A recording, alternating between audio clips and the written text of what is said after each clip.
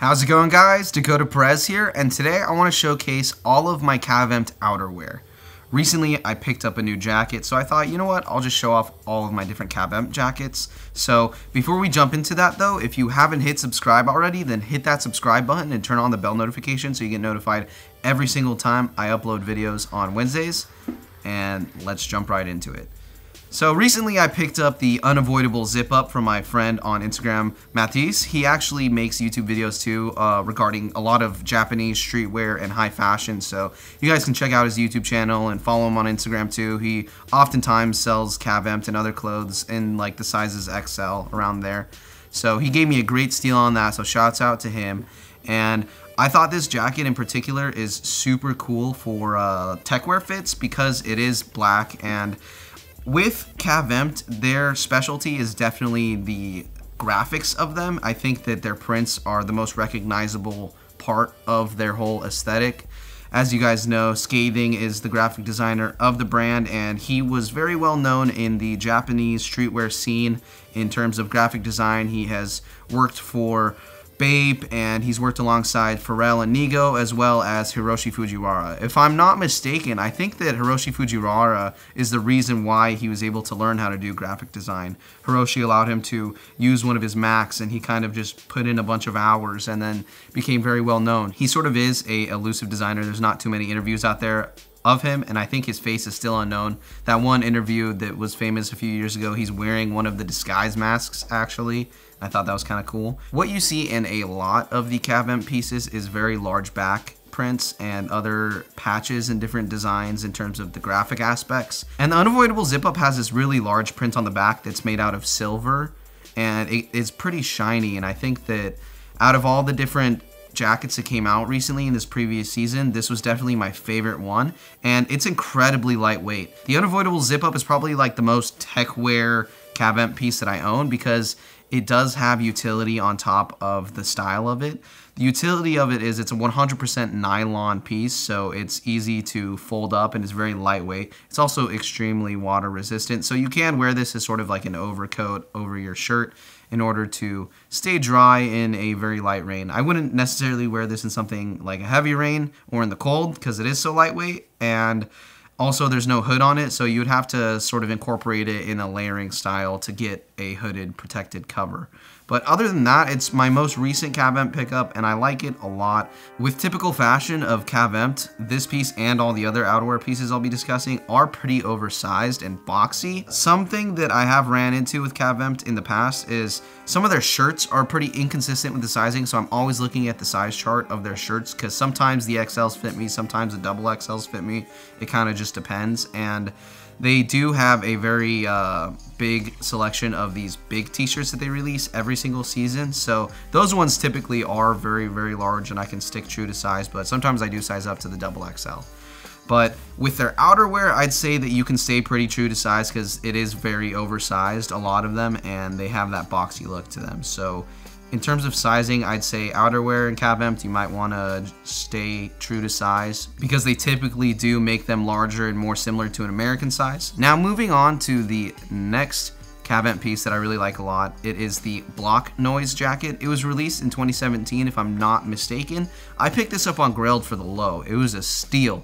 If you haven't noticed already, or if you're not very familiar with these pieces or Cav Empt in general, you'll notice that this jacket has actually been dyed, and that's part of the reason why I got it for a steal. I bought it for about $125 or $150, which is significantly below retail, and I actually really like the look of the dye. I think the person attempted to dye it in black and it sort of came out in a faded gray, but I think that it looks completely cool and fine, and it actually fits my wardrobe a little bit better because I typically do have more darker tones to my fits. I also think that this jacket can fit really well with other techwear outfits as well as streetwear fits.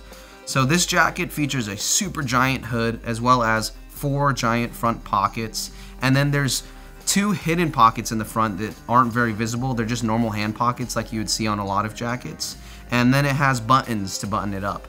And different configurations of the buttons allow you to wear this jacket different ways, and also I think that the canvas cotton that made this jacket is very, very heavy duty. I have applied a DWR coating to it because I found that it was lightly water resistant just because it was pretty densely woven, but with the DWR coating added to it, it works even better. So this jacket actually is very nice to use in the winter or maybe in a rainstorm or something like that. And since it is so large, I like to layer with it. So this jacket is something that I wear in some of the colder times of the year, and it's definitely got that super classic Cav Empt look to it. Every single one of these jackets featured that rubberized Cav Empt logo on the left sleeve that you see on a lot of their pieces. It's definitely one of their signature looks, kind of similar to the Stone Island badge. This jacket is definitely a very, very comfortable one, and I would say probably the most comfortable of the bunch because of how large it is, and it's just kind of like a very relaxed look. The last piece of outerwear, and actually the first piece of Cav Empt that I ever purchased, is the Influence pullover. I bought this pullover off of Grailed for the low probably 3 or 4 years ago now, so it's had the most wear out of all of the pieces, but it has stood up the test of time very well. And I like to call this pullover the potato sack pullover because that's kind of what everyone refers to you as when you wear it. And on top of having the normal rubberized patch on the left arm, there's also one that says Cav Empt Design on the right arm. Something kind of weird about the design in the back of this jacket, which I saw people debating back in the day on forums online and on Reddit, I saw that there is a misprint. Well, I wouldn't say that it's a misprint. I think that this was done on purpose, but Influence is spelled wrong. I think like an L and the U are switched. There's 2 letters that are switched around, and I think that's sort of more like commentary on what the message of the print actually is saying, that like the past affects the future and the future affects the past, possibly. But even if it is a misprint, I think that that's kind of interesting, and it makes it more sort of cool story about the jacket itself.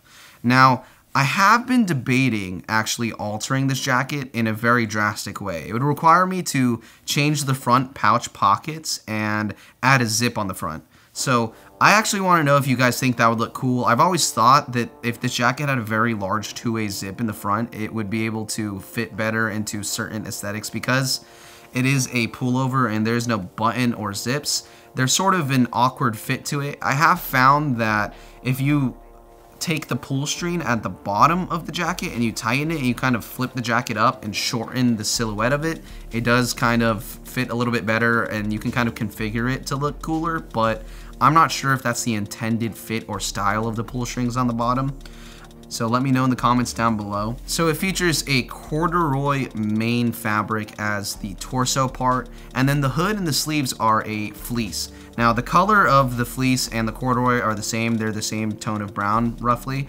And I think that it's really cool that they made fleece arms and a fleece hood for this jacket, because inside of jackets, usually you want a very soft liner or something that makes it very comfortable, especially on the parts of the arms, because that's usually where you will be wearing like a t-shirt and your skin is actually in contact with the jacket. And since it is fleece, it's a lot more comfortable than the corduroy that makes up the chest area. So I really like that differentiation of materials. It also gives a very interesting look to the texture of the jacket itself. Hey guys, popping in from another recording, and I just wanted to let you guys know what I have been working on. For those of you that don't know, some of you do kind of know, I'm involved in filmmaking and I work for my friend's company Trash Hat, where we make films and produce them ourselves and distribute them ourselves. And I have been spending the past several months working very hard on our website. So if you guys are interested in film in general, then please check out the website, make an account. I have a forum set up so you can discuss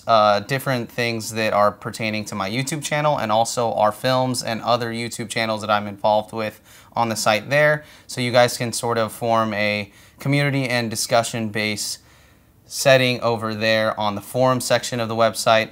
I also worked on the first feature film with my friend Lucas called The Irish Goodbye a few years ago, and that is now released on the website, and you guys can purchase it for stream, DVD, or Blu-ray. So if you want to support us and watch the movie, then check it out there. Go on the forums, communicate with us. Let me know what you think about the website. I've been working on it for a long time. Like I said, I will be rolling a trailer for The Irish Goodbye after this, so you can check out that trailer and let me know down below what you think about the trailer as well. I'm very interested about that. I appreciate all the support, and thanks for your time, and Just let me know, either on the forums or the comments down below, what you think.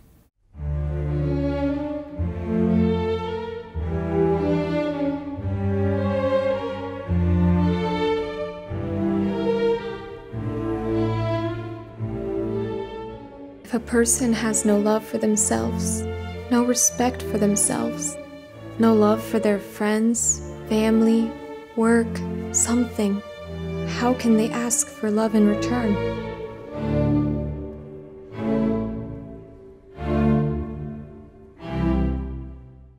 But when you look at it through the societal lens, it becomes twisted and mangled. Cold.